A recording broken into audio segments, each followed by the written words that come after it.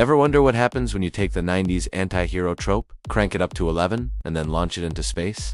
You get Lobo, the main man, the last Churnian, the baddest bastich in the whole cosmos. Today, we're diving deep into the ultra-violent, ridiculously overpowered, and surprisingly complex character that is Lobo. So, what makes Lobo so great? At first glance, he's a caricature. A leather-clad, cigar-chomping space biker bounty hunter who lives for destruction. He was born as a parody of the gritty, brooding anti-heroes like Wolverine and the Punisher that dominated comics in the 90s. But instead of just being a clone, Lobo became the ultimate exaggeration. His violence is so over the top it's comedic, and his crude humor is legendary. Yet beneath all that chaos, there's a uniquely compelling figure with an unshakable moral code. It's a simple code, mind you. Once he takes a contract, he sees it through, no matter what. His word is his bond. This simple rule has led to some fascinating and often hilarious situations, where he's forced to team up with the very heroes he usually loves to punch. And let's be real, his ability to go toe-to-toe with gods and powerhouses like Superman makes him an absolute thrill to watch. He's unpredictable, he's indestructible, and he's one of a kind. To understand just how much of a threat Lobo is, you have to look at his insane powers. First off, his strength, speed, and stamina are off the charts.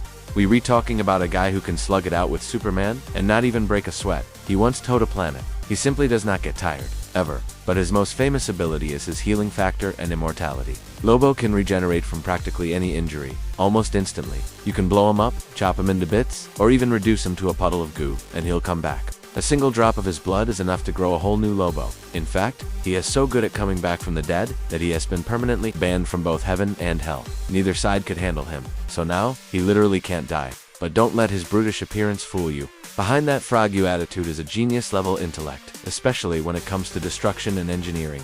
This is the guy who, as a teenager, single-handedly created a bioweapon that wiped out his entire home planet of Shania. Why? For a high school science project. He wanted to get an A. He even built a working time machine out of junkyard scraps. When it comes to hunting his prey, he's second to none. His enhanced sense of smell allows him to track anyone across galaxies.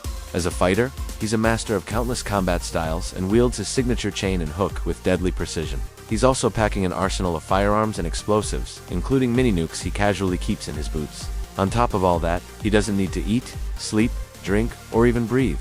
He can happily survive in the vacuum of space, making him the perfect interstellar bounty hunter. Lobo's journey through the DC universe has been as wild as his personality. He first appeared way back in 1983 in Omega Men #3, but he looked very different. He was a more generic villain with a purple and orange jumpsuit and neatly styled purple hair. This version didn't really take off. It wasn't until the 1990s that he was completely reinvented into the icon we know today. The biker look, the main man persona, and the satirical over-the-top violence propelled him to superstardom. This is when he established his famous code.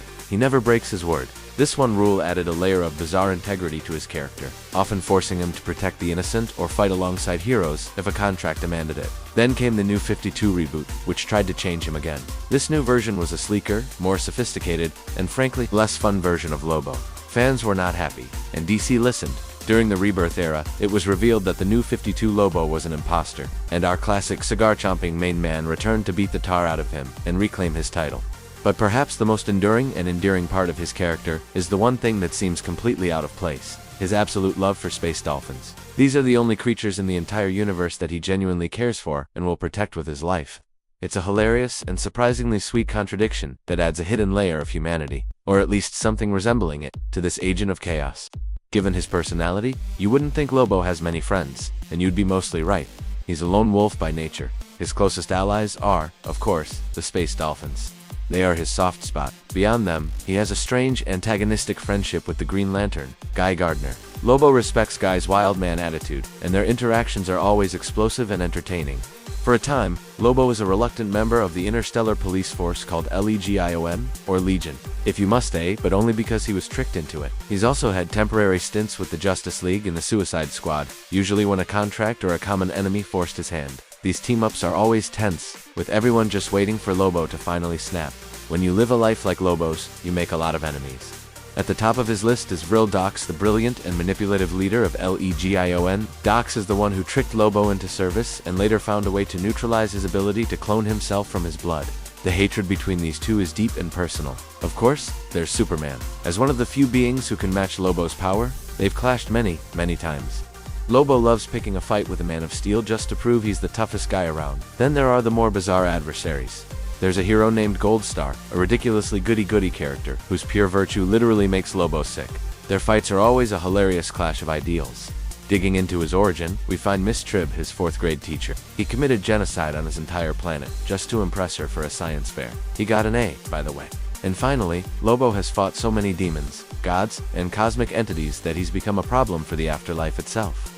After causing too much chaos in both heaven and hell, he was kicked out and barred from ever returning, sealing his status as a functional immortal. From a generic villain to a 90s icon, and from a failed reboot to a triumphant return, Lobo remains one of DC's most unique characters. He is the ultimate parody who became a legend in his own right.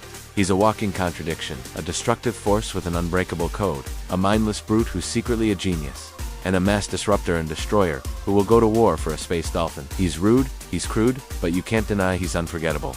That's the main man for you. Thanks for watching, everyone. Who's your favorite cosmic character in DC? Let me know in the comments below, and if you enjoyed this deep dive, make sure to hit that like button and subscribe for more content. See you next time.